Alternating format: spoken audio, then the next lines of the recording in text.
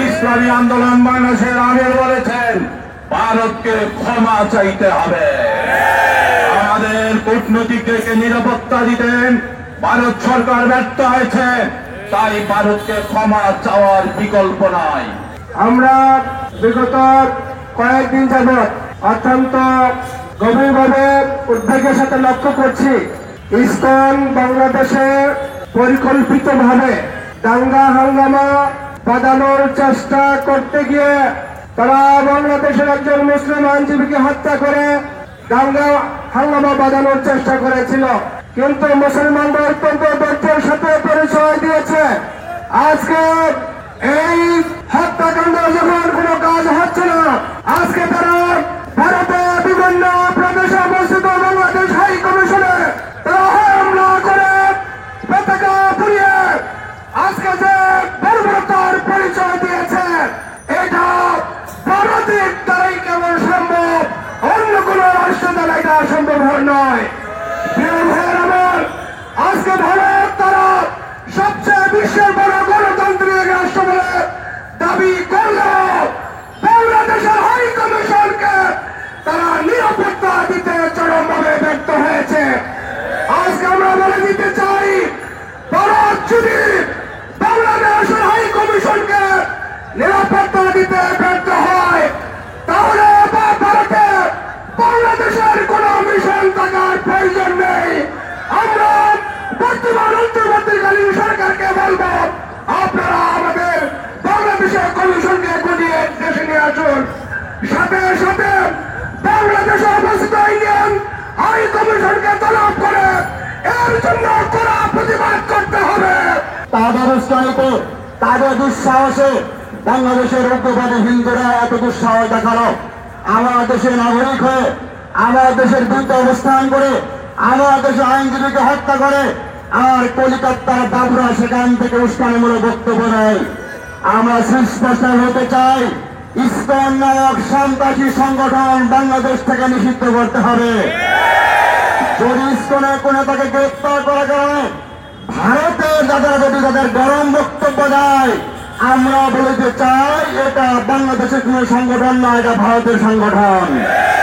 শুধু তাই নয়, আজকে ভারতের পশ্চিমবঙ্গের মুখ্যমন্ত্রী মমতা ব্যানার্জি একটা কথা বলেছেন, দিদি একটা কথা বলেছেন, বাংলাদেশের বিরুদ্ধে ভারতের মাধ্যমে জাতিসংঘের পক্ষ থেকে শান্তি রক্ষা মিশন পাঠাতে বলেন।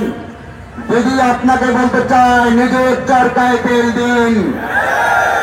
কলিকাতার ভাষায় বললাম, নিজের চরকায় তেল দিন। আপনার ভারতে উদ্যোক্তা বেশি আছে। আপনার বর্তমান বিজেপি সরকার নরেন্দ্র মোদী তারা কিন্তু ত্রিপুরায় যেতে পারে না, আসামে যেতে পারে না, দাঙ্গার ভয় যেতে পারে না। অতএব ভারতকে শান্তির জন্য শান্তিরক্ষা বাহিনীর জন্য অনুরোধ করে সংঘকে বাংলাদেশে শান্তিরক্ষা বাহিনীর কোন প্রয়োজন নাই।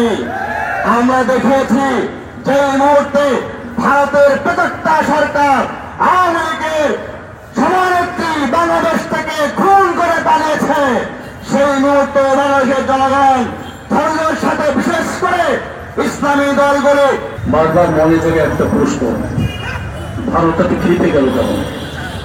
আমার মনে হয় গত 15 বছর ধরে তারা এই বাংলাদেশটাকে বিনামূল্যে কিনে খেতে চেয়েছে, আর তাদের মুখে গ্লাস তুলে দিয়েছিল পতিত সরকার।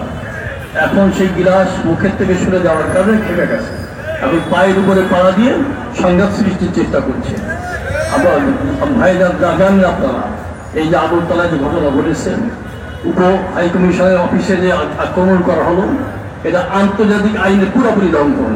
শুধু তাই না, ভিয়েনা কনভেনশনের 100টি ধারা পুরোপুরি লঙ্ঘন। এইবার বারবার করে লঙ্ঘন করে তারা কি প্রমাণ করতে চায়? তারা বারবার করে একটা যুদ্ধ বাঁধাতে চায়। আমরা লক্ষ্য করেছি এই বাংলাদেশের মুসলমান, এই বাংলাদেশের মানুষ অত্যন্ত ধৈর্যশীল। বারবার করে উস্কানি দেওয়া সত্ত্বেও তারা ধৈর্য ধরছে, এই সুযোগে তারা উস্কানি পরিমাণ বাড়ছে। তবে একটা কথা মানুষকে জানা দরকার, এই বাংলাদেশের মানুষ অনেক ধৈর্যশীল, ধৈর্য ধরতে পারে, কিন্তু একবার যদি জালেমদের বিরুদ্ধে ফুসে ওঠে তখন কিন্তু জালেমার টিকে থাকতে পারে না। বাংলাদেশের সঙ্গে যারা বিশ্বাসঘাতকতা করেছে, বাংলাদেশের ক্ষতি করার চেষ্টা করেছে, সবাই বিতাড়িত হয়েছে, আর তোমরা এটা মনে রেখে সামনে অগ্রসর হবে। কারণ তোমরা যতই এই বাংলাদেশকে গিলে ফেলার চেষ্টা করো, এই বাংলাদেশের মানুষ কিন্তু ঘুমিয়ে নাই, তারা কিন্তু সজাগ হয়ে যাচ্ছে। আপনারা জানেন গতকাল উগ্রবাদী হিন্দুরা সেই ত্রিপুরায় আমাদের একটি উপ হাই কমিশনের অফিসে হামলা করেছে। সেইখানে পুলিশ বাহিনী থাকা সত্ত্বেও তারা কোনো নিরাপত্তা দেয় নাই, নীরব দর্শকের ভূমিকা পালন করেছে।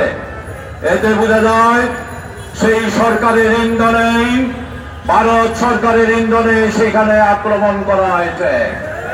আমাদের হাই কমিশনে যারা চাকরি করেন, যারা কর্মকর্তা, তারা চরম নিরাপত্তাহীনতায় ভুগছে। আর এতে ভারতের সরকার শুধু একটি দুঃখ প্রকাশ করেছে। আমরা দাবি জানাতে চাই, তারা এই হামলার সাথে জড়িত ছিল, তদন্ত করে তাদেরকে গ্রেফতার করে দৃষ্টান্তমূলক শাস্তি দিতে হবে।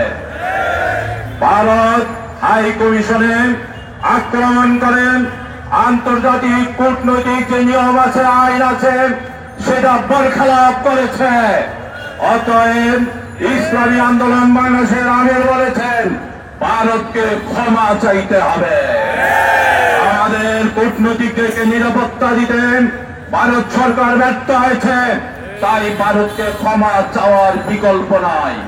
ভবিষ্যতে আর কোন যেন কূটনীতিকদের, শুধু বাংলাদেশের নয়, ভারতের উগ্রবাদী হিন্দুরা যেন কোন কূটনৈতিক পাড়ায় কোন মিছিল মিটিং করতে না পারেন, ভারত সরকারকে সেই ব্যবস্থা করতে হবে। আমরা স্পষ্ট ভাষায় বলে দিতে চাই, বাংলাদেশের সাম্প্রদায়িক সম্প্রীতি ঐতিহাসিকভাবে স্বীকৃত। যারা বাবরি মসজিদ ভেঙেছে, তারা আমাদেরকে সাম্প্রদায়িক সম্প্রীতি শিখাতে আসবেন না।